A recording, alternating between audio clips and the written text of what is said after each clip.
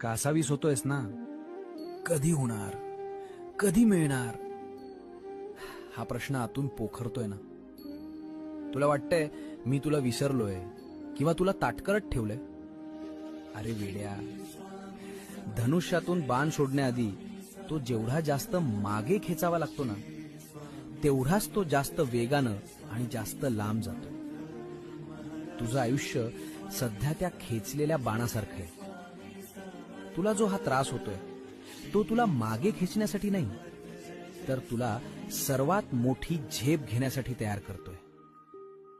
सोडू नकोस तो संयम. आता फक्त काही क्षणांचा खेळ उरलाय. ज्या क्षणी मी ही दोरी सोडेन ना, त्या क्षणी तू थेट यशाच्या शिखरावर असशील. लोक बघतच राहतील की हा इतका लांब पोहोचला कसा.